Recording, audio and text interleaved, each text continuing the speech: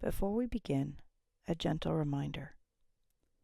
This episode includes themes of coercive control and emotional abuse, including sexual coercion, emotional manipulation, and isolation within marriage. There are no graphic details, but some moments may feel heavy or familiar. Please take care of yourself while listening.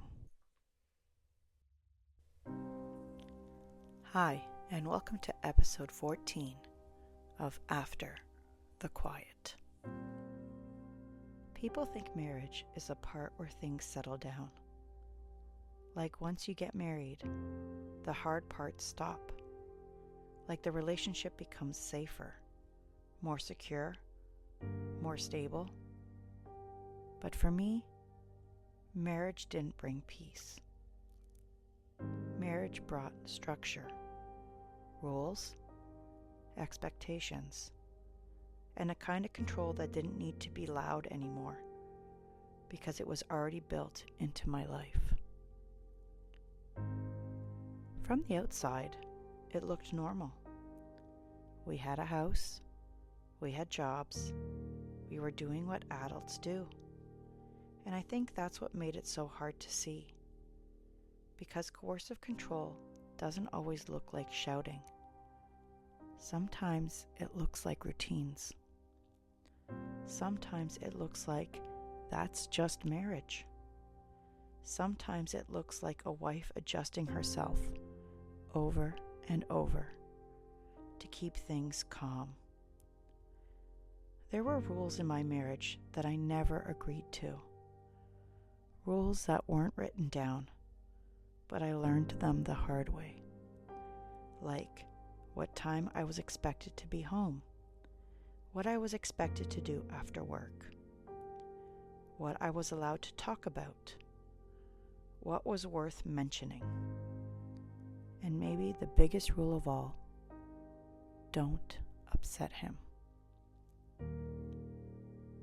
One of the clearest rules was this: I could not refuse sex. It was almost daily, whether I was in the mood or not, whether we were getting along or whether we had just had an argument. It didn't matter.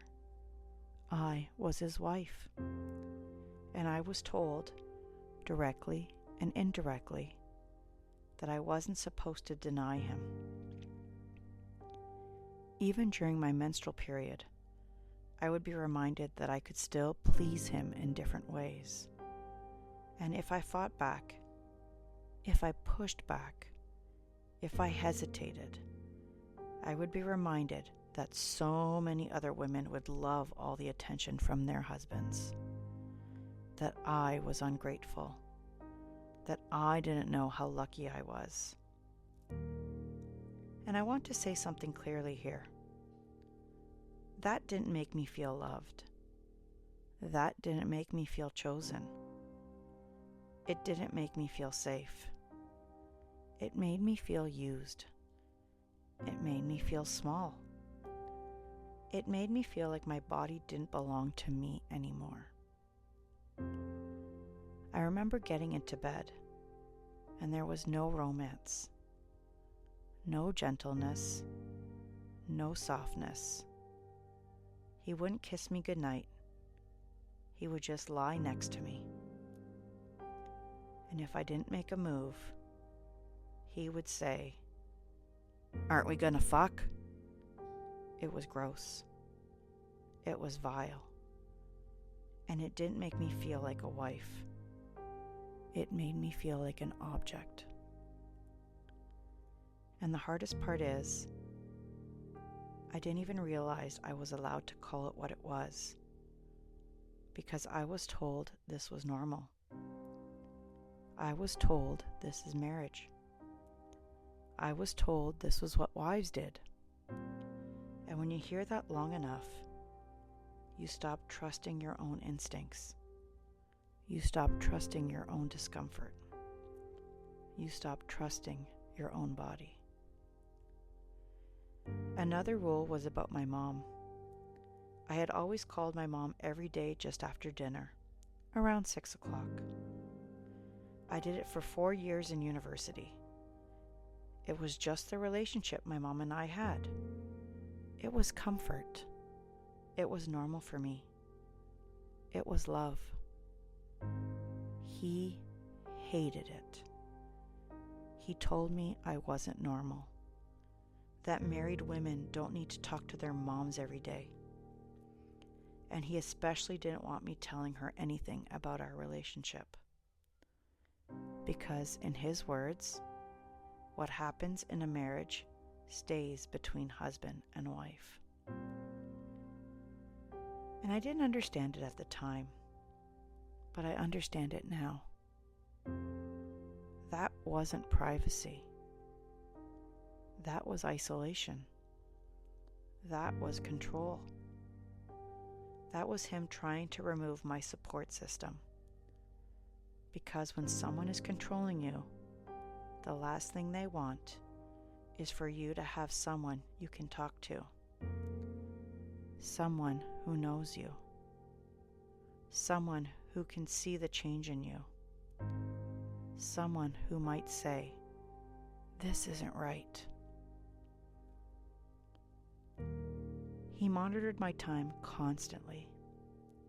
If I wasn't home from work before him, it was an endless barrage of questions. Where were you? Who were you talking to? Why weren't you home? What took you so long? And it didn't matter what the answer was. It was never about the answer. It was about the message. You need to account for your time. So I adapted. I stopped having long conversations with coworkers after school. I kept my eye on the clock. I rushed. I worried. I didn't want to give him any reasons to start a fight. And that's how control works. It turns your entire day into a countdown. Not to rest, but to avoid consequences. I stopped doing a lot of things I loved because of the fallout. I didn't go anywhere without him. I didn't hang out with girlfriends. I didn't read for enjoyment. Because he didn't like to see me sitting and relaxing with a book. If I was sitting, I should be cooking or cleaning or doing something productive or just hanging out with him. And slowly, the things that made me me started disappearing. And this is where it gets complicated. Because we did have good days. A good day often looked like hosting. His friends, his cousins, everyone coming over. And I liked those days. Not just because they were fun, but because it was nice to have other people around. It felt lighter. It felt normal.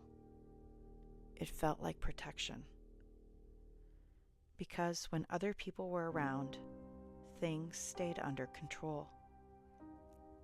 He behaved differently, and I didn't feel as alone. Looking back now, I can see the pattern so clearly. The good days were often the days I wasn't alone with him. The good days were often the days I was performing, cooking, hosting, smiling, making everything look perfect. And the bad days were when it was just us and there was no audience. Marriage became me trying to stay ahead of him, trying to predict what he needed, trying to avoid his anger, trying to avoid his disappointment, trying to avoid his accusations. And I didn't realize that I was slowly being trained to treat his needs as urgent and mine as optional. If you're listening and you've ever felt like you can't say no, if you've ever felt like your body wasn't yours, if you've ever felt guilty for needing rest, if you've ever been told that your support system is too much, or that you're not normal for being close with your family. I want you to hear me clearly. That isn't love. That isn't partnership. That is control. I didn't see it then. I thought I was learning how to be a good wife. I thought I was learning compromise. I thought I was learning adulthood. But what I was really learning was how to disappear. Quietly, day by day, inside a marriage that had rules I never agreed to.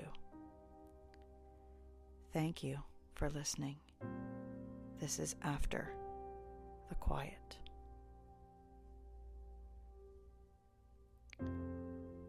Please take a moment and subscribe to this podcast. It'll let you know when new episodes are released. Please join us on Instagram at after.the.quiet.